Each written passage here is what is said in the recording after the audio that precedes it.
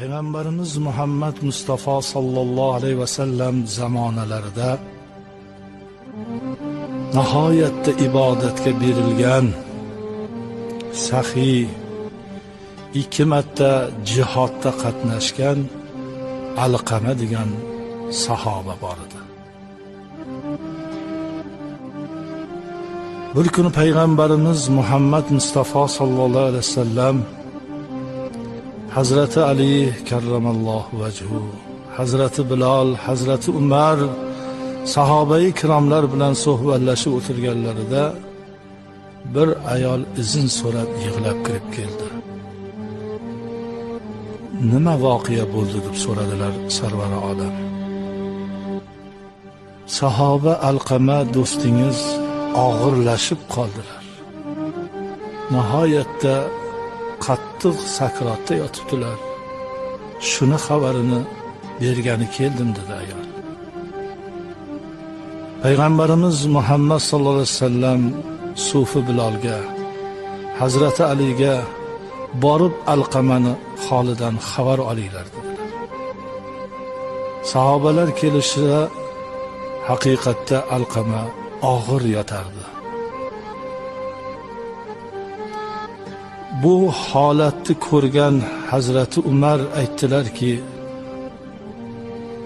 La ilaha illalloh Muhammadur Rasululloh degan kalima har kimning oxirgi so'zi bo'lsa, u albatta jannatidir. Birodar, La ilaha illallohni ayting, tahlil ayting. Alqama hamma so'zni gapirardi-yu, La ilaha illalloh Muhammadur Rasulullohga tili kelmasdi. 3-4 marta qaytarishsa ham aytolmadi kalimani. Ya Rabbi, islomga, diniga yoshligidan kirgan, iymon e'tiqodi mustahkam bo'lgan, namozxon, ro'zador, sahiy, jihodda qatnashgan insonni tili la ilaha illallohga kelmayapti-ya. Sufi Bilalga aytishdi bu voqeani Muhammad sallallohu alayhi vasallamga yetkazing. Sufi Bilal kelib, ya Rasululloh, Alqama og'ir ahvolda, boshqa so'zlarni gapiryapti-yu, la ilaha illallohga tili kelmayapti. Alqamaniya, Alqamani tili kalima shahodatga kelmayapti ya Rasululloh. Payg'ambarimizni eslariga bir narsa tushgandek, Alqamani ota-onasi bormi dedilar. Otasi yoshligida o'tib ketgan, u onasi hayot. Onasi qaytdi, onasi boshqa joyda turadi. Boring Bilal, onaxon kelolsa kesillar, agar kelolmasalar men o'zim borib ko'rishaman. Sufi Bilal Alqamani onasini uyiga kelib aytdilarki, sizga Muhammad Rasulullohdan salom.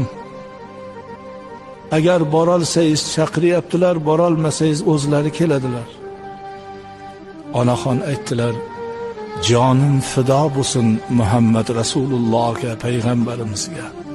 Men hali u darajada emasman, men o'zim boraman u zotning dargohlariga. Onaxon kelib payg'ambarimizga salom berdilar. Keling onaxonim, yuqoridan joy ko'rsatdilar. O'g'lingiz Alqama qanday yigit? O'g'lim yaxshi yigit, o'zingiz mendan yaxshi bilasiz-ku ya Rasululloh. Namozxon, toat ibodatga kuchlik, sir sadaqa, jihodda o'zingiz bilan birga qatnashgan. Sizga qanaqa onaxon, sizga men o'g'limdan norizoman. Men ko'nglim singan o'g'limdan. Men o'g'limdan arazlaganman. Rozi bo'ling, rozi bo'la olmayman. Juda qattiq dilimni ranjitgan.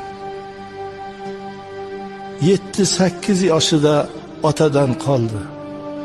Shu bolamga o'gay ota o'qrayib qarasa qandoq chidayman deb butun yoshlik umrimni shu Alqama o'g'limni deb fido qildim.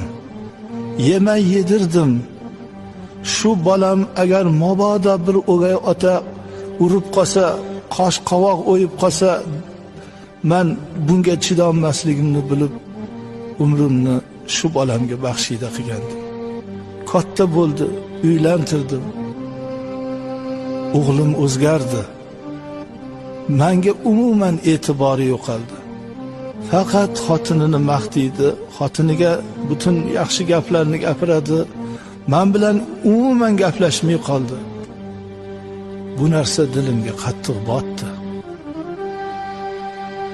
O'g'lim men bormanmi yo'qmanmi umuman e'tibori bo'lmay qoldi. Men bu holatni ko'rib dilim ranjib, ortiq bu uyda birga yasholmasligimizni tushundimda, men alohida bo'lib chiqib ketayotganimda ko'nglim uchun ham onajon, qayoqqa ketyapsiz?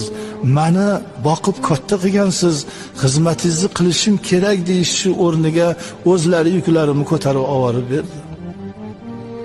Ben norizoman undan. Rozi bo'lmaysizmi onaxon? Yo'q. Bilal, Ali, maydonga o'tinni yig'ing. Gulxan yoqing. Alqamani o'sha gulxanda olib chiqib yoqamiz. Yondiramiz. Onasini norizo qilgan Alqamani bir o'tda kuyishini onasi ko'rsin. Kimni yoqasizlar? Alqamani o'g'lingizni yoqamiz, yondiramiz hozir. Qalbimni mevasini yoqasizlarmi? Meni yagona o'g'limni yoqasizlarmi? Undan ko'ra men yoqilganim yaxshi emasmi? Bolamni yoqmaylar. Onaxon, agar siz rozi bo'lmasangiz, 2 marta jihodda qatnashgan ekan u. Kechalari turib ibodat qilib 5 vaqt namozni doim o'qib yurar ekan, sahobai kirom bo'lgan ekan deb Alloh jannatga kirgizmaydi. Do'zaxda onasini yig'latgan, onasini norizo qilgan Alqama jahannamda yonadi. Alloh guvoh dedi ona. Siz guvohsiz ya Rasululloh. O'g'limdan dilim biron marta rushnolik ko'rmagan bo'lsa ham, qiynalib qonimda ko'tarib 9 oy ko'tarib yurganlarimga, o'limni bo'ynimga olib tuqqanlarimga, bir parcha etligidan boqib katta qilganlarimga mingdan ming roziman bolamdan. Bolam jannatda bo'lsin, bolam yoqilmasin. Men roziman bolamdan. Bilal, Alqamadan xabar oling dedilar Sarvar olam. Sufi Bilal Alqama yotgan uyga kirmasdan ostonada Alqamani La ilaha illalloh Muhammadur Rasululloh deb jon berganini eshitdi. Azizlar, onalar qadamin ostida jannat. Bu so'zni Muhammad Rasul sallallohu alayhi vasallam aytganlar. Sarvar olam o'zlari yuvishda ham qatnashdilar. Janozani o'zlari o'qidilar. Qabrda ko'milgandan keyin aytdilar: Ya ma'sharal ansor va ya ma'sharal muhajirin. Ey meni deb vatanini tark etib, men bilan birga din uchun Madinaga hijrat qilganlar, men bilan birga kelganlarga uyini, molini berib yordam bergan madinalik ansorlar, biz shunday katta savob ish qilyapmiz deb ota-onangiz esingizdan chiqib qolmasin. Payg'ambarning orqasida iqtido qilib namoz o'qib, jihodlarda qatnashganlarni oldin qarashadi. Onani, otani rozi qilganmi? Ota-onani norizo qilgan bo'lsa, ularni u ibodatiga Alloh nazarini tashlamaydi. Ya Rabbi, dunyodan o'tgan onalarimizni, otalarimizni rahmat qilgin. Hayotlarini, umrlarini uzoq qilgin. Xizmatlarini qilib, qo'limizdan kelgancha duolarni olib, bu dunyo azizligida va oxirat azizligida bo'lishligimizni barchamizga